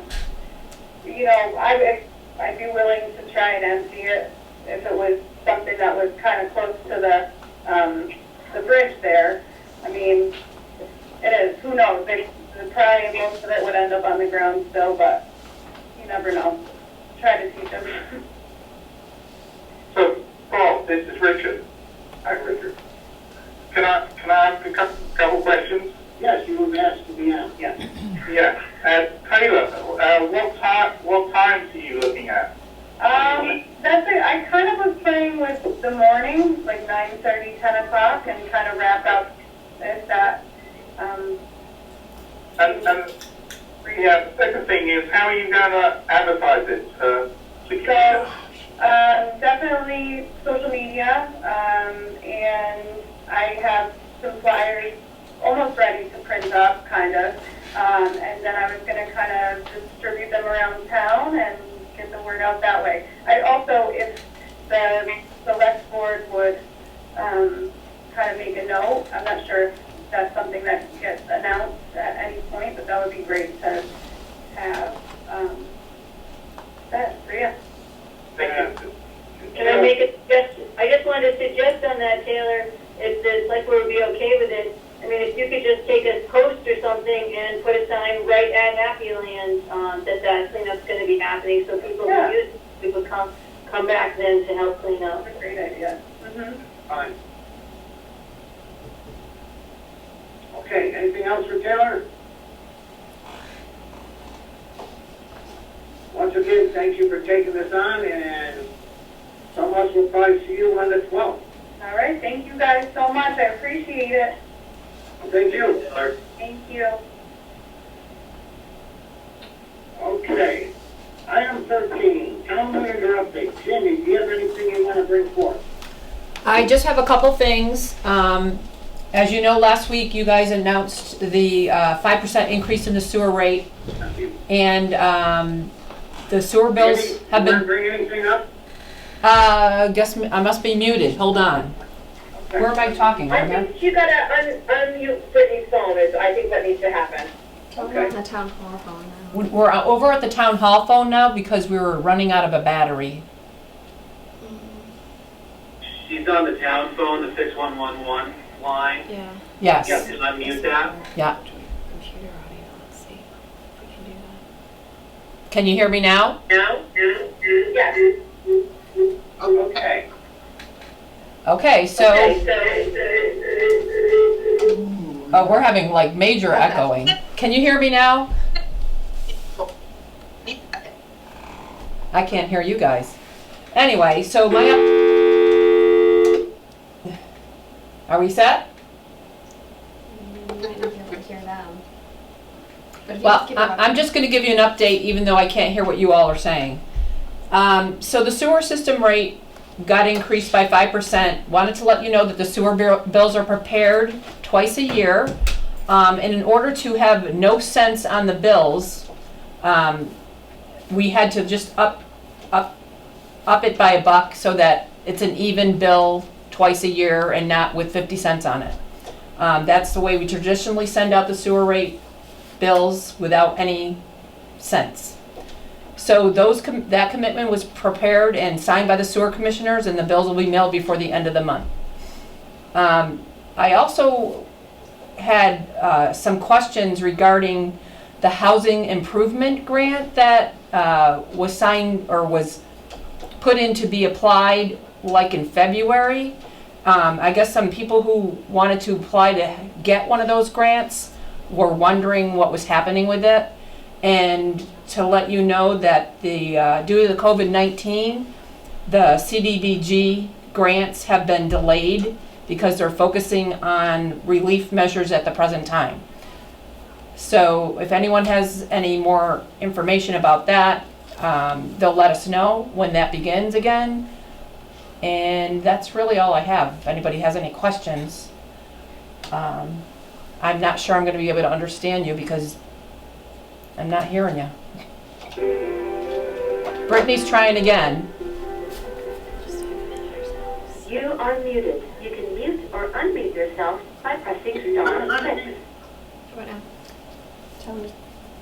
Okay, I'm wondering if anyone has any questions.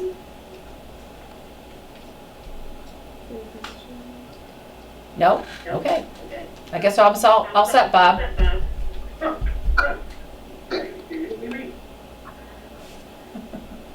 Okay, next on that, we have the transfer rust station on here. I'm not sure why it was on there. John, do you have an update on that? Do I? John, roughly? Yeah. Oh, you have an update on the brush area? It's still on the agenda for some reason. Other than I changed the hours and we added that there's no stickers needed, just proof of residency. Other than that, I think we're good. It's on the website. It's on the website. Proof of residency and the updated hours. We don't have a. Okay. I got the announcements on Tuesday and Wednesday 2 to 5 and Friday and Saturday 8 to 3. Is that correct? Yeah, that's correct. It's an hour less than what the transfer station's open. The gates will still be open, but that's when the attendant will be there. Okay, thank you. Do you have any luck on anybody applying yet? I wasn't in today, but I believe I heard we had one applicant so far, so it's not that great. Okay. All right, thank you. Okay, items for future agenda. Anyone? Yeah, somebody has communicating leadership on Facebook, Dipper.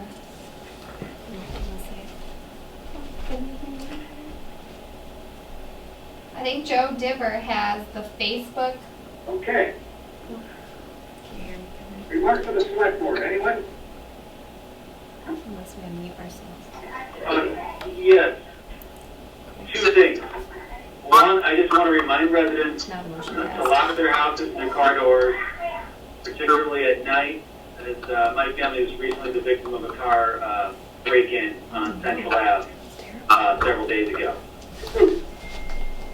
And so just a little public safety announcement. And the other thing I would like to say is I just want to recognize and applaud the fact that the Wacona High School construction is being undertaken with union labor, local union labor. And there's several union members who are Wacona High graduates working on the school. So just wanted to put that out there. I think it's something we can all applaud and be proud of. Beautiful. Thank you, Dan. Anyone else? Do you want to say? I think Joseph Diver had a future.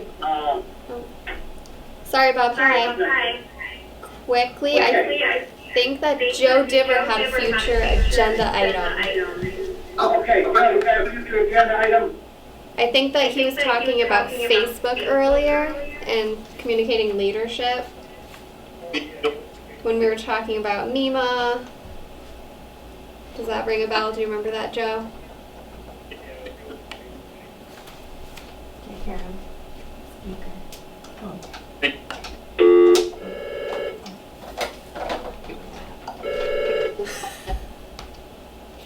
I was just increasing the volume. Oh shoot, that's me. That's my fault. I have to call him back. Oh, we lost. Okay. I don't know. Oh, mess.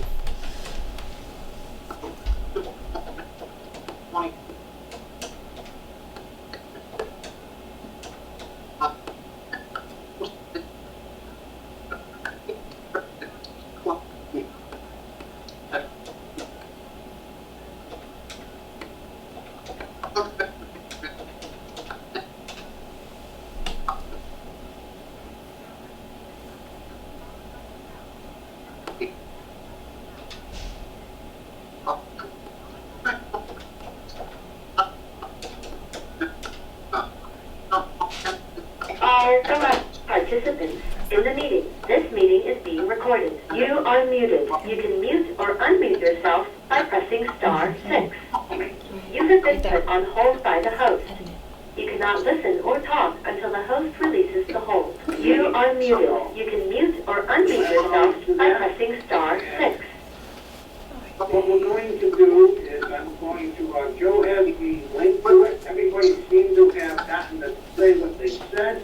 So we're going to copy the link to the website. We're sending it to our town attorney for an official response. Unless anybody has anything to add, I'll be glad to listen. If I may say, on that particular date, I noticed that error. What happened was, the meeting was posted for 6. And somebody had posted out the Zoom meeting thing, posted it for 7. I brought it to our attention by John Bartels. He brought it to my attention. I brought it to Judy's attention. He brought it to Joe's attention. They said they could move the meeting from 6 to 7 with no problem. I had grave reservations about doing that, and I expressed them. But I said, if you say it's all right, you check with the town clerk, fine with me. The thinking is, the meeting that was posted at 6 o'clock, somebody should have convened that meeting and said, hey, there's a mistake in posting here. The meeting is not going to start till 7. And that's what that complaints about. Okay. Something I can say is that it would appear to be, an honest mistake and not one that was done with any intention to deceive. Absolutely. And I don't know how it got posted at 6, to be honest with you, because John contacted me, he says, I said, no, John, it says 7 tonight. He says it says 6, it doesn't go on the website. That's when we went to Judy. She got back to it and said, well, we can just change it to 7. I said, I got the documentation. I said, are you sure you can do that? Just check with the town clerk. And she emailed me back and said, yes, we can. Fine. okay. guys fine with that? Yeah, and that's what, town council do the full and responsible, will include the Zoom link, which shows that the public has adequate time to address issues during the Okay. All right. Once again, apologies for anybody that signed in it, that was a mistake. Hopefully it won't happen again, so we'll double check. I'll just know one more thing, that the majority of people were waiting. They were in for the 7 o'clock, I believe. Yes. That's correct, yeah. Okay. Okay, this leads us to a...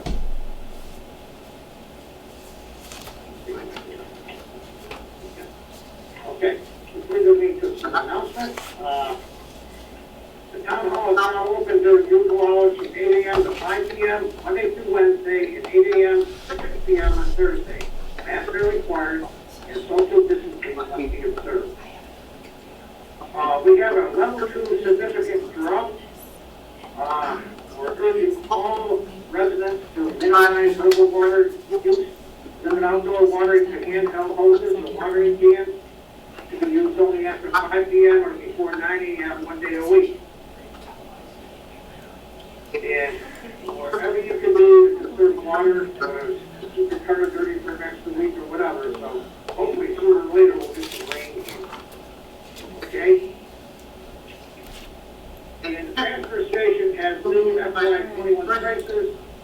The sticker price for the first vehicle is $115, the second vehicle is $40.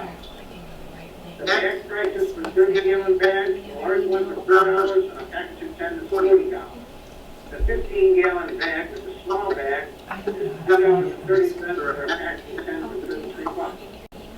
For a complete list of prices, go to Dalton Mass Club and click on the transfer station button. The new compost hours in the rush area are Tuesday and Wednesday to 5 p.m., Friday and Saturday, 8 a.m. to 3 p.m. All libraries now open 12 to 5 on Monday, Thursday and Friday, 10 to 5 on Tuesday, and 12 to 8 on Wednesday. Anyone in a high-risk population may schedule a time in the morning to come in by themselves with no questions asked. Lobby pickup continues for anyone who would rather not enter the building. Call 684-6112 for more information. I declare a negotiation will have a detrimental effect to the town. Mr. Chairman, I move to adjourn to executive session in accordance with Mass General Law, Chapter 38, subsection 21A2, to conduct contract negotiations with non-union personnel, interim town manager, and return to open session. Okay. Second, is there a second? Second. Okay, roll call vote. Dan? Mr. Chairman? Yes. Did Joe say and return to open session or not return to open? Yes, he said open. Return. Open. Who seconded the motion? Yes, we're going back in open session. It'll only take a few minutes. Mr. Chairman, who seconded the motion? I did, Mr. Echo. Thank you. Okay, all right. Dan, did I ask you? Yes, Steve. Okay, Dan said yes. John? Yes. Joe? Yes. Mark? Mark, still on there? Mark's still on there, he's on mute. Okay. He might have dropped off, he was having some issues earlier, Bob, so. Okay. All right, and I say yes. We'll take a 5-minute break, and Joe sent out a link for the executive session, but then we'll come back on this link for this session, okay? I'll see you in 5.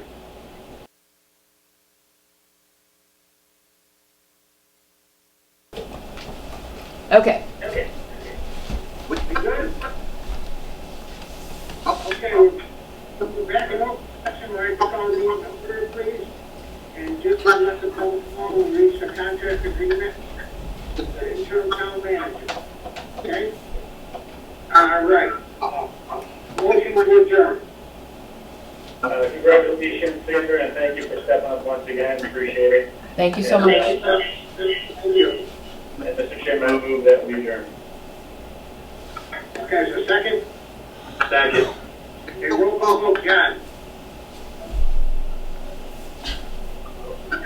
You're muted, John.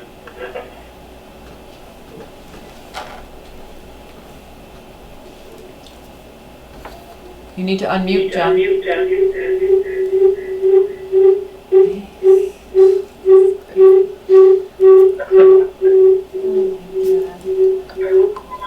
Dan. Yes. Joe. Okay. Mark. Yes. John, John, can you hear me? Shake your head. Can you hear me? Yeah, You're muted. yeah.